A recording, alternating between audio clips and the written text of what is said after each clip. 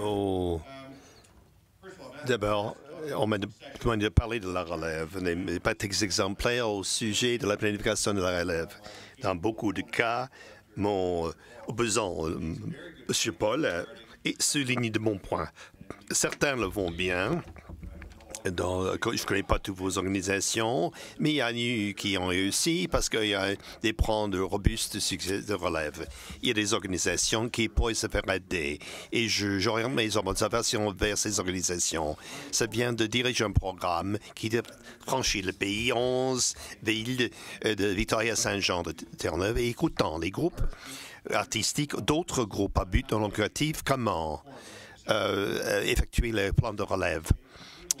Il faut une piste en vol beaucoup plus long. Il faut pas avoir un plan robuste, il faut avoir du temps. Le comité de mise en candidature, ça devrait être un comité permanent et non ponctuel. Il s'agit de la diversité aussi. Si la diversité est vraie et réelle, c'est le but de votre organisation. Le premier candidat qui sont ramenés ne répond pas à ces buts. Ça vous donne le temps d'augmenter la recherche. L'organisation devrait faire un matrice de compétences. On identifie les compétences qui sont souhaitées et contre la composition actuelle du Conseil, les mandats, les limites des mandats et la prendre de relève devrait être un processus continu. Il faut quitter nos groupes de pairs et d'avoir accès à d'autres candidats intéressés au poste de conseil. Autre chose, c'est d'avoir des candidats potentiels. Commencer. Vous avez l'occasion de les essayer. Essayer ce conciliatoire. Est-ce qu'il crée des consensus? Essayer de préciser la cause. Est-ce qu'ils sont engagés? Et on fait beaucoup moins d'investissement que quelqu'un comité comité de relève.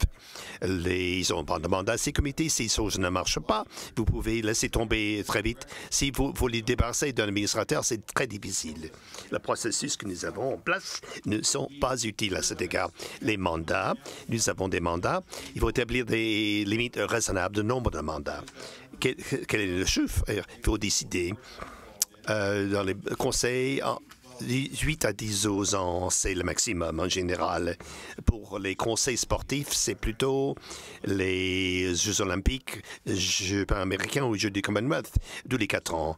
Donc, 2 ou 3 fois. Donc, 8 à 12 ans semble être la norme à travers le pays, mais nous avons besoin de rajeunir les conseils et limitant le nombre de mandats est important aussi. Je propose la relève du président et implique les vice-présidents. Quelqu'un peut remplir lorsque le président n'est pas disponible. Il peut le remplir ce rôle à un certain moment. Il faut reconnaître aussi que l'administrateur moyen il consacre 125 heures par an et sur 3-4 semaines, un président le double. Donc, vous pensez à prendre le rôle, accepter le rôle du comité, du président, de conseil, c'est le double des administrateurs, 250-300 heures. Le président d'une grande organisation artistique, c'est un nombre de semaines, 2 fois et demi de plus. Le plan de relève devrait avoir un processus robuste d'examen, vérification policière et la gouvernance, le comité de gouvernance et de mise en candidature protège les gravité de l'organisation. Il faut décider les barrières qu'il faut établir. Et j'ai participé à... J'ai envoyé pour quelqu'un qui posé sa candidature pour les guides du Canada. Le processus m'a étonné et les vérifications sont faites pour les candidats. Un processus excellent. Souvent, on invite les gens au conseil qui ne veulent pas être là. Je vous l'ai dit, le rôle de donateur. Si vous demandez à quelqu'un de donner l'argent, ils ne sont pas forcés, obligés d'être au conseil. Dans certains cas, oui. La plupart des administrateurs s'attendent à ce qu'ils se rendent compte que ce soit une organisation artistique va engager un don quelconque. Un conseil non ratifié a demandé à lancer une campagne financière. Ils voudraient que sans participation du conseil, c'est de 92%. Et je crois dire autour de la table, et j'étais le 8% moi-même. Quand vous rejoignez un conseil d'administration de l'organisation statistique, il vous incombe de faire un don. Mais il faut pas que les donateurs sont obligés au conseil. Les hôpitaux, les fondations maintenant qui soulèvent les fonds. Et souvent, le conseil d'administration détermine les dépenses de ces fonds. Si nous apprenons du monde des entreprises, les conseils ont besoin de compétences particulières.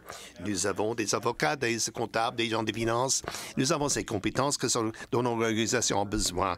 Il est important de reconnaître que nous avons besoin de plus de représentation du secteur. On a besoin d'artistes au conseil et la diversité, c'est pas que le genre. Et c'est dans relatif, on s'en occupe déjà. Mais l'âge, la situation économique, il y a toutes sortes de diversités qu'il faut reconnaître à nos conseils d'administration. Donc, un processus robuste, c'est pas un mystère. Ne devrait pas être un mystère pour tout le monde. Ça existe. Nous avons besoin des objectifs précis pour la mise en candidature. Il faut le comité décide quels sont les buts et les façonner après. Le processus n'est pas forcément compliqué. Il faut s'engager au changement et de suivre les processus. Et au fond, c'est tout. C'est pas un sujet très large. Vous avez déjà indiqué les pratiques exemplaires. En guise de conclusion, j'aimerais remercier à Jim de l'invitation de venir ici. Ça m'a beaucoup plu. J'aimerais remercier Ross Paul, mon adversaire formidable et très gentil aussi. Et Seamus, non seulement pour le bon travail de président de la séance, et pour m'avoir amené à l'aéroport.